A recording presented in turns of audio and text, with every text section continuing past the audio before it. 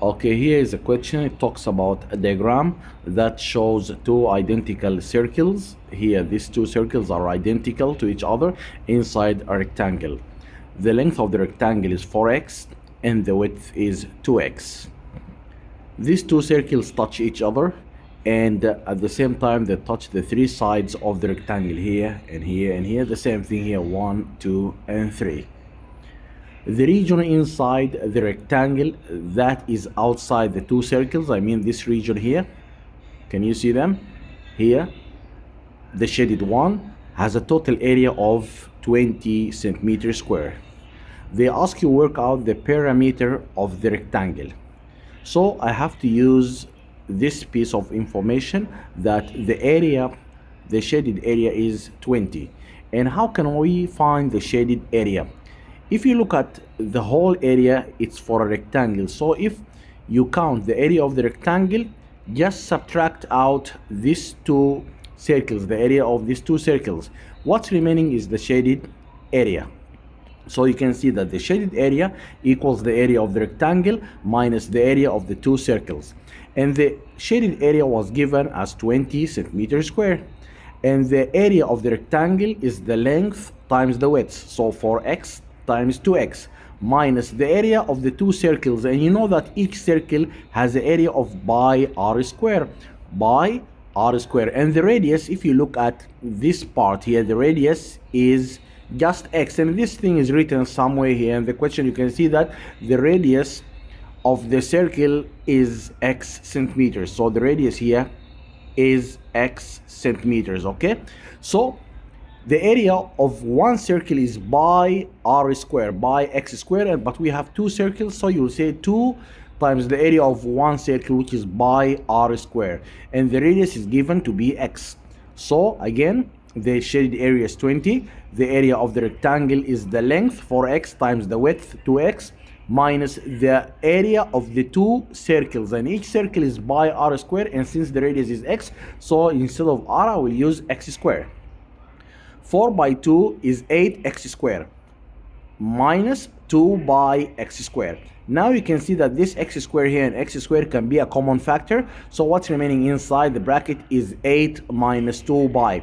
And actually I'm trying to find x, not x square. So first of all, to find or to make x a subject, you have two problems, the power, and you have this coefficient, which is 8 minus 2 by. So I have to get rid of 8 minus 2 by. First of all, I will divide this side by 8 minus 2 by and this side by 8 minus 2 by. So what's remaining now? X squared equals 20 over 8 minus 2 by. Actually, I want x, not x squared, so I have to get rid of this square by square root of this side and the square root of this side. So it ends up with x equals the square root of 20 over 8 minus 2 by. This is the value of x. And you can use the calculator to find your answer. Say it will be the square root of a fraction. I can use the calculator if you want to see it here on my video. Let us see how can we bring the calculator. Here's the calculator. Okay, and let us clean everything. So square root fraction 20 over what? Over 8 minus 2 then by. The answer is 3.41 and so on. So 3.413135 and so on. Okay, this is the value of x.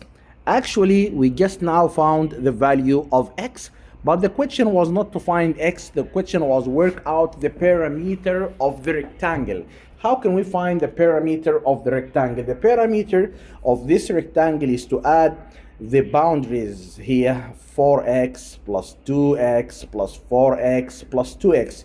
If you add them together, you're finding the perimeter. So you will say that the perimeter equals 4x plus another 4x plus 2x plus another 2x, like this.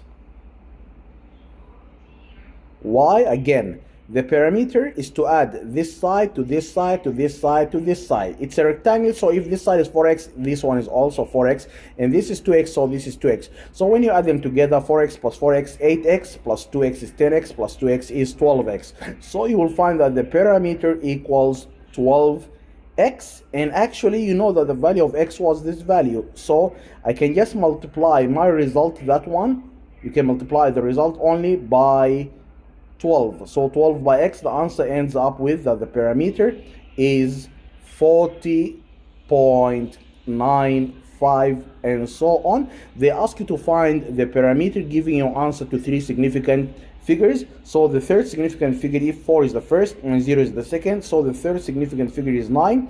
Put your eye on the number to the right.